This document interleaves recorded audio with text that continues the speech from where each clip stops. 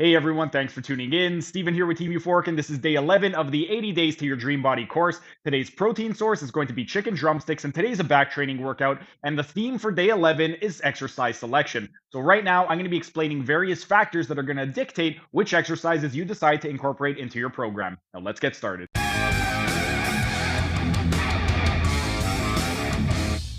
And while we are resting, it is time to move on to the theme of today's video, and that is going to be exercise selection. With regard to exercise selection, there are various factors that must be considered when determining what are going to be the best exercises for you to incorporate into your program, or if you're a trainer, to incorporate into your clients' programs. I've come up with a list of 12 different factors to consider, and the first is going to be time commitment.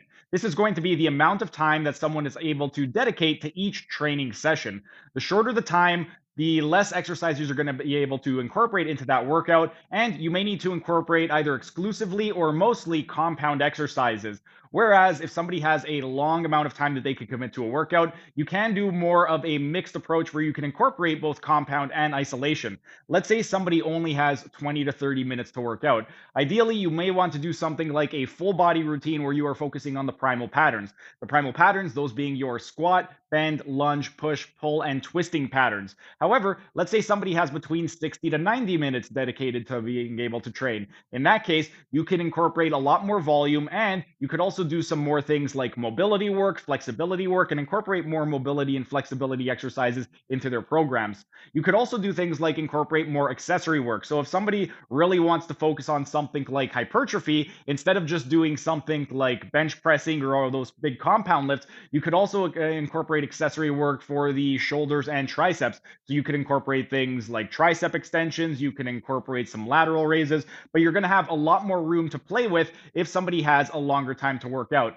The other thing that you need to consider when it comes to time commitment is the rest durations. If somebody has a very, very short rest period, then you're going to want to incorporate more exercise, or you're going to want to incorporate fewer exercises and try to minimize the rest in between. That way you can accumulate a little bit more volume throughout the workout, because if you end up incorporating too much of a long rest period and few exercises, it's going to be very, very little volume. But rest is up. Time for set number two. And while we are resting, let's discuss how exercise frequency can dictate exercise selection. With regard to exercise frequency, this is not just the time that they're going to be able to work every single workout, but this is the number of workouts per week that they're going to be able to complete.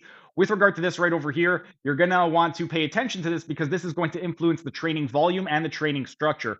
Let's say somebody only has 2 to 3 days per week. In that case, you may want to do something like a full body training program where you're prioritizing the primal patterns. Again, those are going to be your squat, bend, lunge, push, pull, and twisting patterns. Whereas if somebody is able to do a 4 to 7 day training program per week, then you could get more into different training splits and get more into mixed routine where you are incorporating the primal patterns, but also you could be incorporating things like your isolation movements and also your accessory exercises. The other thing with regard to exercise frequency is you want to be able to balance the intensity and the volume of the training workout. If somebody is going to be training 7 days per week, then you wouldn't want to do high intensity and high volume every single day, because that's going to be a recipe for disaster and it's going to cause them to burn out. So what you could do is you would want to incorporate some primal patterns and some compound lifts, but also you would want to incorporate some low intensity days. And on those low intensity days, you can incorporate a little bit more accessory work.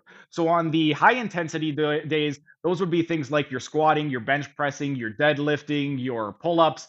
And on your low intensity days, that could be things like work for your rotator cuff muscles, for your biceps, your triceps. You could still incorporate compound exercises onto the low intensity days, but you would just add a little bit more accessory work so that they're not burning themselves out. You would start out with the compound lifts, and then later on, you would add in the accessory lifts toward the end of the workout. But that pretty much covers it for this portion right over here. Our rest period is up, and I will see you again in a couple minutes for the next factor to consider. But right now, time for set number three. And while we're resting, let's talk about how your training goal will influence your exercise selection. With regard to training goals, there are 8 different biomotor abilities that are required for athletic performance. Those are going to be speed, strength, power, endurance, flexibility, agility, coordination, and balance. And depending on which biomotor ability you are trying to train, which one is your specific goal, that's going to dictate the types of exercises that you're going to perform.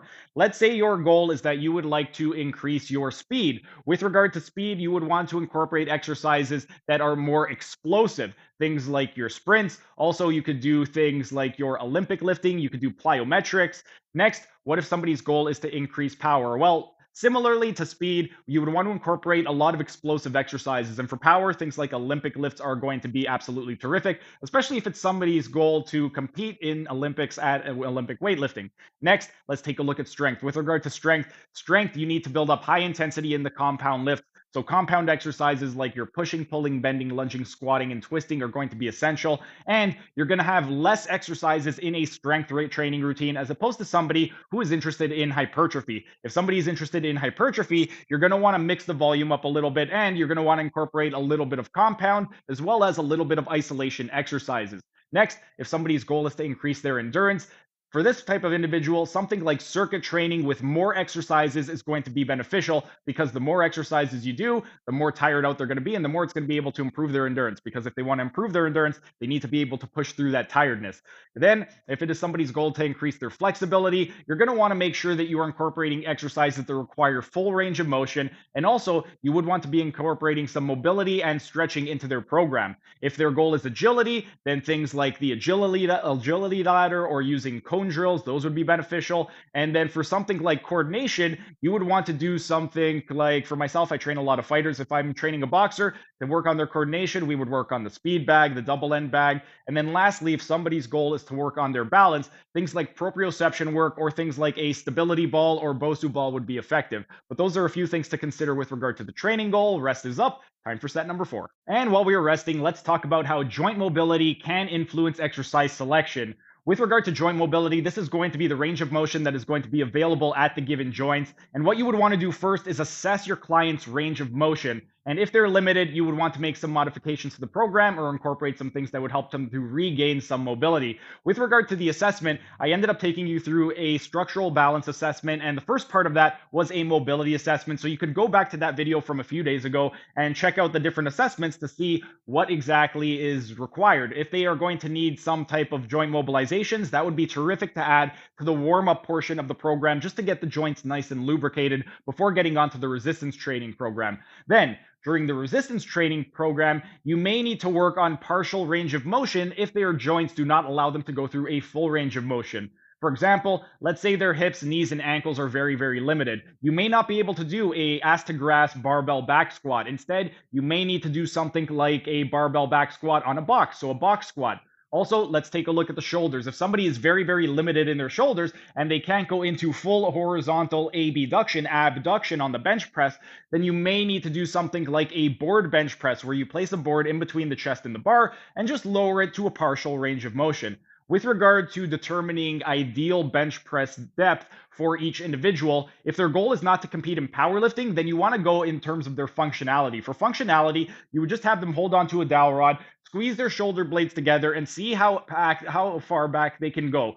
However far the distance is, you would want to go no farther than that to avoid overstretching the muscle and causing any type of injury. And with regard to this right over here, a few other things that you can do is also do something like an Apley scratch test. That will show you how much flexibility and mobility they have in their shoulder. But during the cool down, you would want to also incorporate some stretching. That way they can improve their mobility and be able to eventually go through a full range of motion. The rest is up. Time for the 5th and final set. Thanks for sticking around until the end of the video. Be sure to like, share, and leave a comment as it'll help the algorithm. And if you enjoyed the content, show your support by subscribing to the channel by clicking on the icon in the bottom right corner. And if you really want to show your support, then consider becoming a member by clicking on the icon in the bottom left corner. These new high-quality videos aren't cheap to edit, and the $5 membership will really help with the video editing budget. You'll also get access to a ton of exclusive perks like early access to videos and this program design lecture playlist in the top right-hand corner. And if you want to learn how to do a one-armed pull-up, then check out the playlist on the top left corner.